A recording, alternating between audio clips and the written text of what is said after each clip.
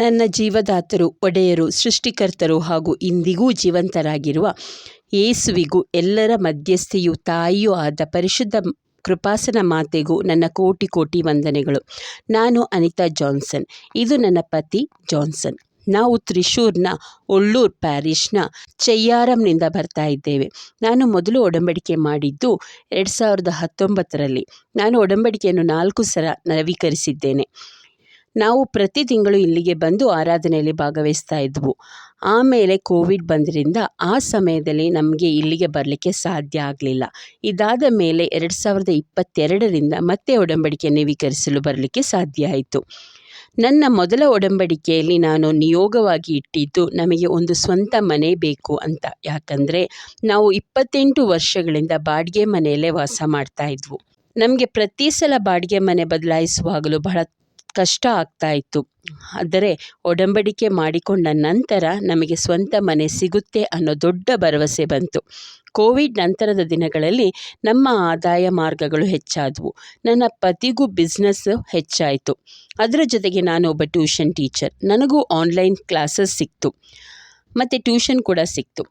ನಮ್ಮ ಆದಾಯ ಸುಧಾರಿಸಿದ ಕಾರಣ ನಮಗೆ ಸ್ವಂತವಾಗಿ ಒಂದು ಜಾಗ ಕೊಳ್ಳಲು ಸಾಧ್ಯ ಆಯಿತು. ಅಲ್ಲದೆ ಉತ್ತಮವಾದ ರೀತಿಯಲ್ಲಿ ಅಲ್ಲಿ ಮನೆ ಕಟ್ಟಲು ಕೂಡ ನಮಗೆ ದೇವರು ಸಹಾಯ ಮಾಡಿದರು. ನಾವು ಬಾಡಿಗೆ ಮನೆ ಬದಲಾಯಿಸುತ್ತಿದ್ದಾಗ ನಾವು ಮತ್ತು ಮಕ್ಕಳು ಜೊತೆಯಾಗಿ ನಮಗೆ ಟೌನ್ಗೆ ಹತ್ತಿರದಲ್ಲಿ ಒಂದು ಒಳ್ಳೆಯ ಮನೆ ಸಿಗಲಿ ಅಂತ ಪ್ರಾರ್ಥನೆ ಮಾಡ್ತಾ ಇದ್ವಿ. ನನಗೆ ಬ್ಯಾಂಕ್ನಲ್ಲಿ ಲೋನ್ ತಗೊಳ್ಳುವಂಥ ಪರಿಸ್ಥಿತಿ ಇರಲಿಲ್ಲ. ಆದರೆ ದೇವರ ದಯೆಯಿಂದ ನನಗೆ ಅನುಕೂಲಕರವಾದ ಸ್ಥಳದಲ್ಲಿ 1 ವರ್ಷದೊಳಗೆ ಮನೆ ಕಟ್ಟಿ ಅದರಲ್ಲಿ ವಾಸ ಮಾಡಲು ಸಾಧ್ಯ ಆಯಿತು. ನಾವು ಇಬ್ಬರು ಸೇರಿ ಮನೆಗಾಗಿ ಜಾಗ ನೋಡಲು ಹೋಗಿದ್ದು ಅದೇ ಮೊದಲ ಬಾರಿ. ಆಗ ನಾನು ಅಲ್ಲಿ ಪ್ರಾರ್ಥಿಸಿದೆ. ಅನಂತರ ಜಾಗದ ಮಾಲೀಕರ ಹತ್ರ 11 ತಿಂಗಳ ಅಗ್ರಿಮೆಂಟ್ ಬರೆದು ಕೊಡಿ ಅಂತ ಕೇಳಿದ್ವು. ಯಾಕಂದರೆ ನಮಗೆ ಅಷ್ಟು ಹಣ ತಕ್ಷಣ ರೆಡಿಯಾಗುತ್ತಾ ಅನ್ನೋ ಭಯ ಇತ್ತು. ಆದರೆ ದೇವರು 11 ತಿಂಗಳಲ್ಲ, ಕೇವಲ 3 ತಿಂಗಳಲ್ಲಿ ಹಣ ಹೊಂದಿಸಿ ಜಾಗ ಖರೀದಿಸಲು ಸಹಾಯ ಮಾಡಿದರು. ಅಲ್ಲದೆ 1 ವರ್ಷದೊಳಗೆ ಮನೆ ಕಟ್ಟಲು ಕೂಡ ಸಾಧ್ಯ ಆಯಿತು. ಮನೆ ಕೆಲಸ ನಡೀತಿದ್ದಾಗ ನಾನು ತುಂಬ ಸಲ ಇಲ್ಲಿಗೆ ಬಂದು ಸಾಕ್ಷಿ ಹೇಳಲು ಪ್ರಯತ್ನಿಸಿದೆ. ಆದರೆ ಆಗ ಅಕ್ಕ ಮನೆ ಕಟ್ಟಿ ಕೆಲಸ ಮುಗಿಸಿದ ಮೇಲೆ ಬನ್ನಿ ಅಂತ ಹೇಳಿ ನನ್ನನ್ನು ಹಿಂದೆ ಕಳಿಸಿದ್ರು. ನಮ್ಮ ಮನೆಯ ಎಲ್ಲ ಕೆಲಸಗಳು ಸಂತೋಷ ಮತ್ತು ಶಾಂತಿಯಿಂದ ಮುಗಿಯಿತು. ಅಷ್ಟೇ ಅಲ್ಲ, ಅದು ಹೇಗೆ ಆಯಿತು ಅನ್ನೋದು ಕೂಡ ನಮಗೆ ಗೊತ್ತಾಗಲಿಲ್ಲ. ಹಣದ ವಿಷಯದಲ್ಲೂ ಯಾವುದೇ ತೊಂದರೆ ಆಗಲಿಲ್ಲ. ಆಗ ಪ್ರತಿಯೊಂದು ವಿಷಯದಲ್ಲೂ ಮಾತೆ ನಮ್ಮ ಜೊತೆ ಇದ್ದಾರೆ ಅನ್ನುವಂಥದ್ದು ನನಗೆ ಸ್ಪಷ್ಟವಾಗಿ ಅನುಭವ ಆಗ್ತಾ ಇತ್ತು. ಮನೆ ಕೆಲಸ ಮುಗಿದು ನಾನು ಇಲ್ಲಿ ಬಂದು ಸಾಕ್ಷಿ ಹೇಳಲಿಕ್ಕೆ ಕಾಯ್ತಾ ಇದ್ದಾಗ ಹೊಸ ಮನೆಗೆ ಹೋಗಿ 10ನೇ ದಿನಕ್ಕೆ ನನ್ನ ಪತಿ ಮತ್ತು ಮಗಳಿಗೆ ನಮ್ಮ ಟೌನ್ ಹತ್ತಿರವೇ ದೊಡ್ಡ ಆಕ್ಸಿಡೆಂಟ್ ಆಯಿತು. ಆವತ್ತಿನ ದಿನ ನನ್ನ ಸಹೋದರ ಕೂಡ ಮನೆಯಲ್ಲಿ ಇದ್ದ. ನನ್ನ ಮಗಳು ಯಾರ್ದೋ ಫೋನ್ ಮಾಡಿ ವಿಷಯ ಹೇಳಿದ್ಲು. ನಾವು ಅಲ್ಲಿಗೆ ಹೋದಾಗ ಅವರಿಬ್ಬರು ರಕ್ತದ ಮಡುವಿನಲ್ಲಿ ಬಿದ್ದಿದ್ರು. 1 ಕಿಲೋಮೀಟರ್ ಟ್ರಾಫಿಕ್ ಬ್ಲಾಕ್ ಇತ್ತು. ಆಗ ನನಗೆ ಅವರು ಇನ್ನೂ ಜೀವಂತವಾಗಿ ಸಿಗಲ್ಲ ಅಂತ ಅನ್ನಿಸ್ತಾ ಇತ್ತು.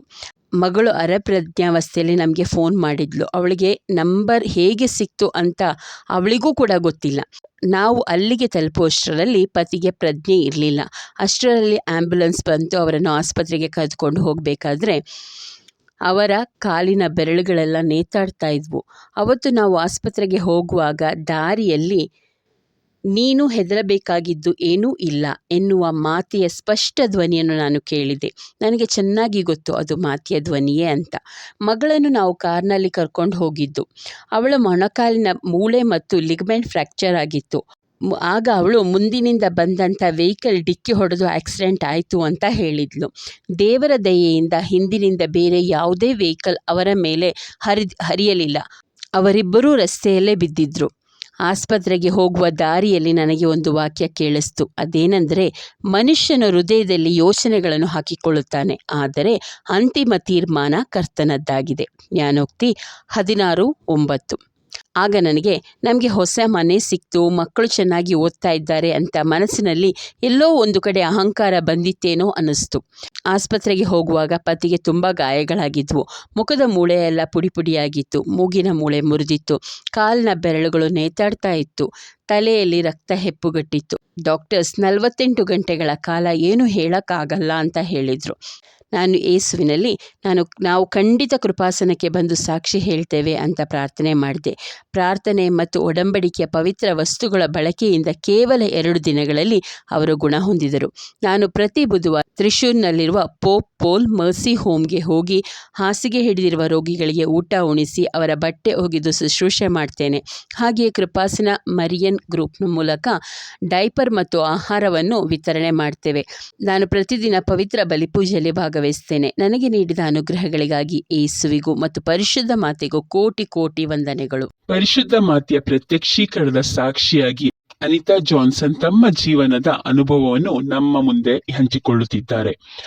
ಅವರ ಅನುಭವ ಸಾಕ್ಷ್ಯದಲ್ಲಿ ನಮಗೆ ಅರ್ಥವಾಗುತ್ತದೆ ಅವರು 28 ವರ್ಷಗಳಿಂದ ಸ್ವಂತ ಮನೆಗಾಗಿ ಆಸೆ ಪಟ್ಟಿದ್ದರು ಅಂತ. ಸುಮಾರು 12 ಬಾಡಿಗೆ ಮನೆ ಬದಲಾಯಿಸಿದ ನಂತರ ಕೊನೆಗೆ ತಮ್ಮ ಸ್ವಂತ ಮನೆಗೆ ಅವರು ಕಾಲಿಟ್ರು.